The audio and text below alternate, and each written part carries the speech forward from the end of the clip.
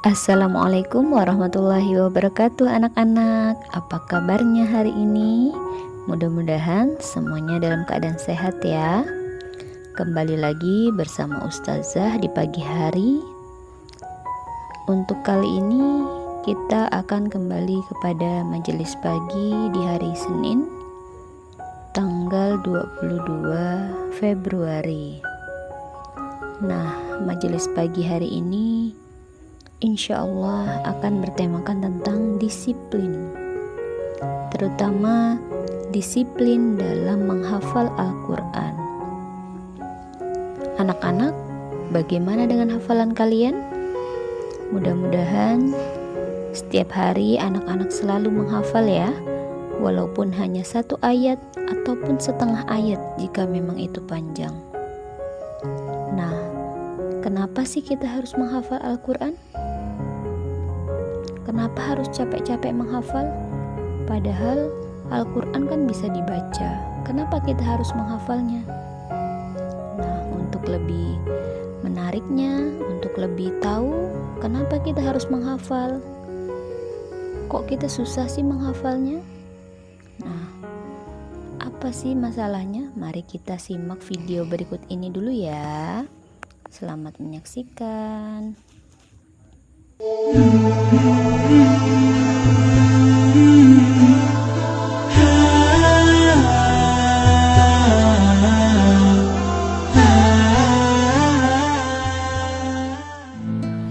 Ibu yakin Zidan bisa?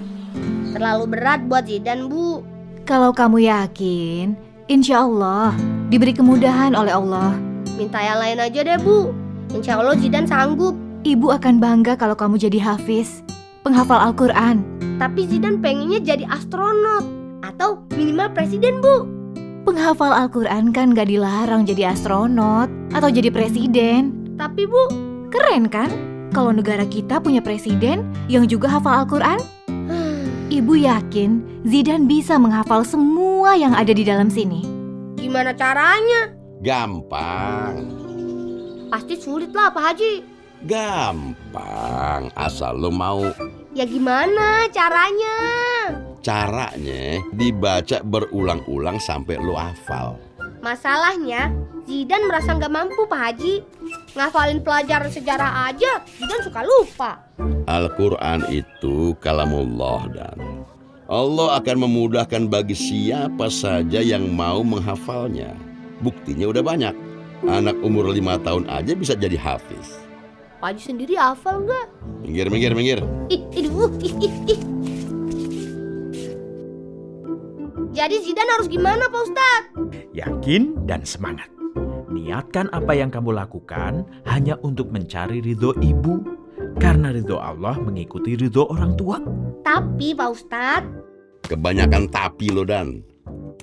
Ingat, Dan, mumpung lo masih kecil, otak masih bersih, nggak banyak yang harus dipikirin.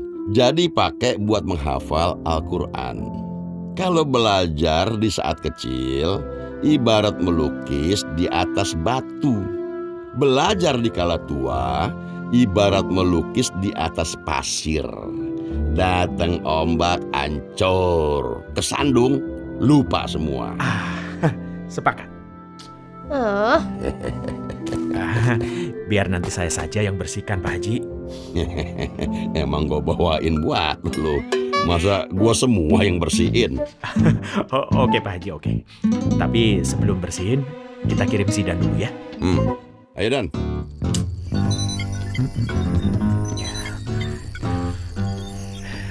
Oke, siap semuanya?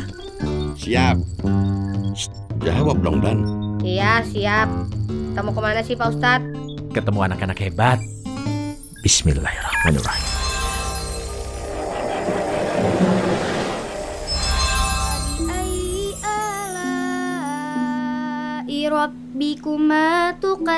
Masya Allah, indah bener suaranya.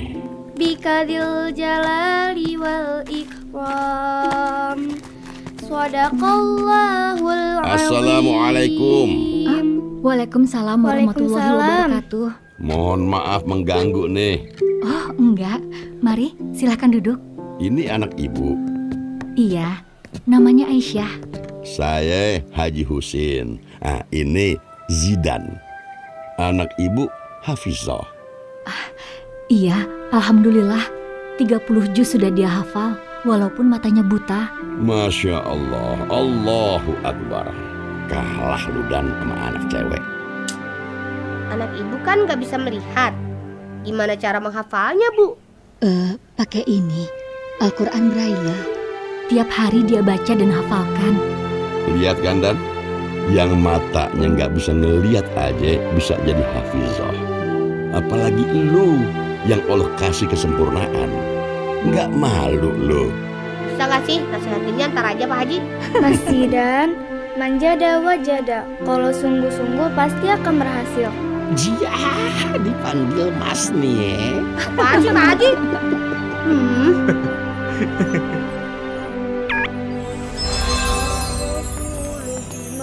Mau kemana lagi ini kita Pak Ustadz? Ketemu anak jenius. Siapa? Albert Einstein. Kullun amana billahi wa malaikatihi wa kutubihi wa rusulihi la nufarriqu baina ahadim min rusulihi wa qalu sami'na wa ata'na ghufranaka rabbana wa ilaikal masir.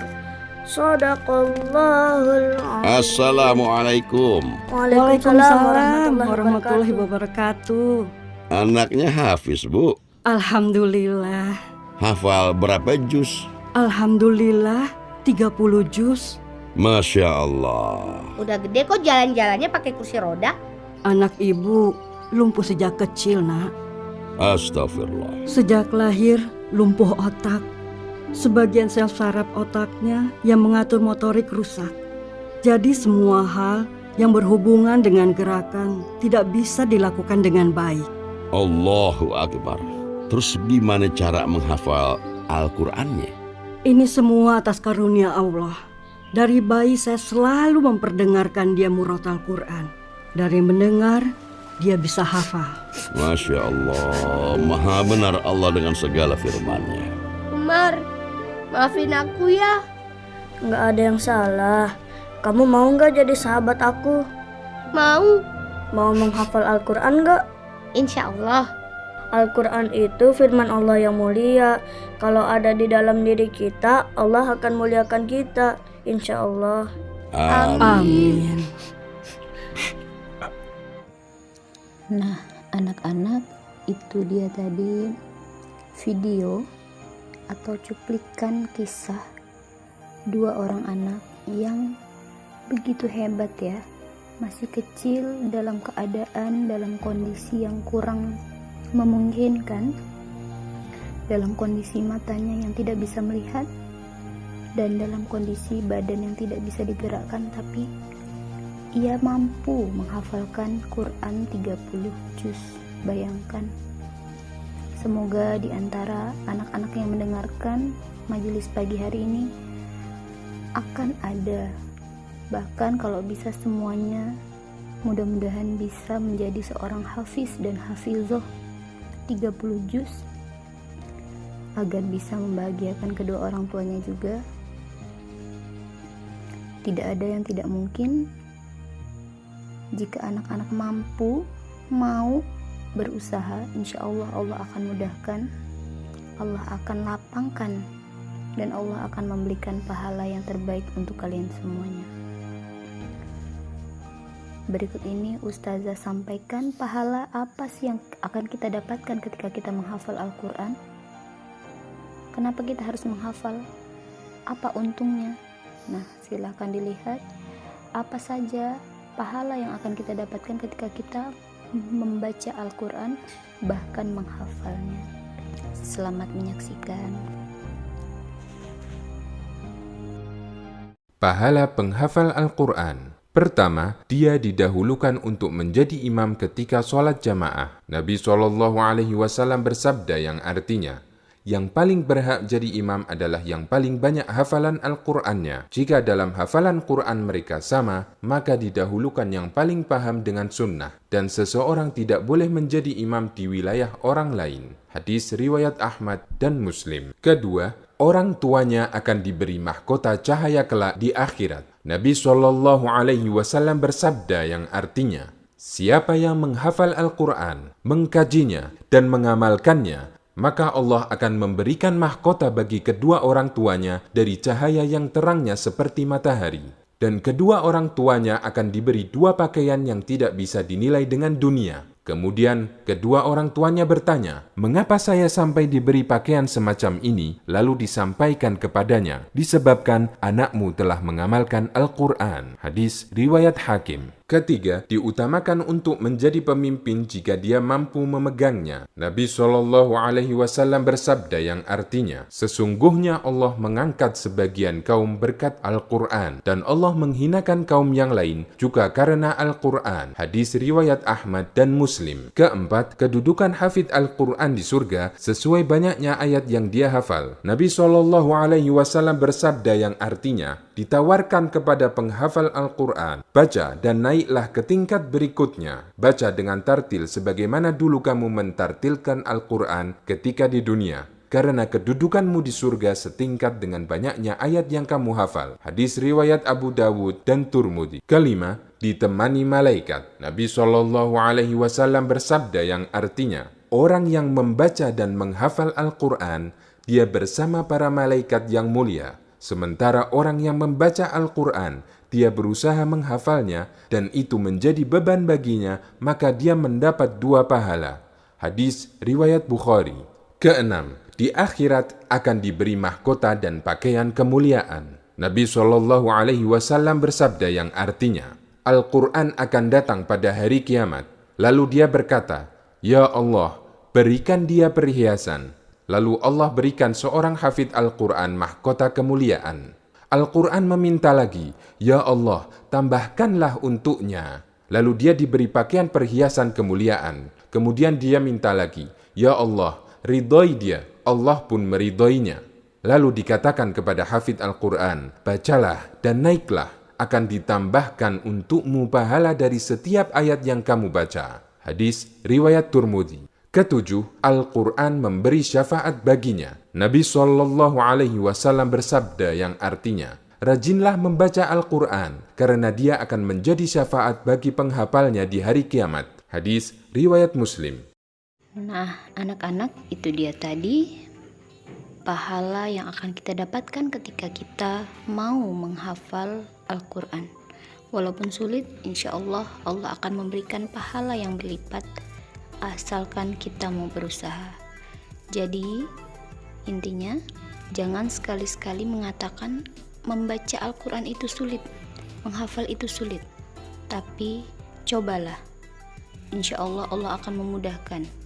Karena tanpa mencoba, kita tidak akan tahu bagaimana cara bisa menghafal Al-Quran itu sendiri. Nah, anak-anak semuanya, jangan lupa ya, setelah menyimak video ini, anak-anak mulai sekarang, ayo semangat untuk menghafal Al-Quran agar mendapatkan keberkahan dan pahala dari Allah. Semangat ya anak-anak. Berikut Ustazah ada trik bagaimana cara menghafal Al-Quran biar lebih mudah. Silahkan disimak. Cara menghafal Al-Quran. Di antara perkara yang bisa membantu menjaga dan menambah hafalan kita adalah 1. Berdoa kepada Allah dengan ikhlas dan sungguh-sungguh supaya diberi pertolongan dalam menghafal ayat-ayatnya. 2. Hendaknya niat kita ingin mengamalkan apa yang kita hafal. 3. Menyisihkan waktu tertentu setiap hari untuk mengulang dan menambah hafalan. 4. Hendaknya memiliki guru yang mumpuni untuk setoran hafalan dan murojaah. 5. Sebisa mungkin menggunakan 1 cetakan mushaf. 6. Mengulang-ulang apa yang sudah dihafal sebanyak mungkin. 7. Membaca apa yang sudah dihafal di dalam sholat kita. 8. Membaca dan memahami tafsir ayat yang sudah kita hafal. 9. Menjauhi kemaksiatan dan sedikit-sedikit dalam menghafal tetapi rutin. Alhamdulillahirabbil alamin. Demikianlah anak-anak majelis pagi untuk hari ini.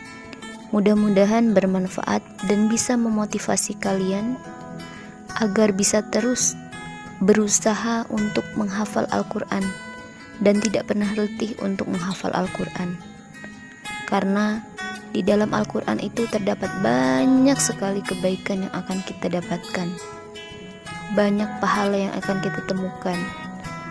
Banyak pahala yang akan kita dapatkan dengan membaca dan menghafal Al-Quran. Nah, anak-anak jangan lupa dipraktekkan, jangan lupa dirutinkan untuk menghafal Al-Qurannya. Bacalah Quran, hafalah Quran, walaupun hanya 1 ayat. Karena di dalam Al-Quran terdapat banyak kebaikan, terdapat banyak pahala yang akan kita dapatkan. Sekian dulu dari Ustazah. Semoga bermanfaat. Ustazah akhiri. Assalamualaikum warahmatullahi wabarakatuh.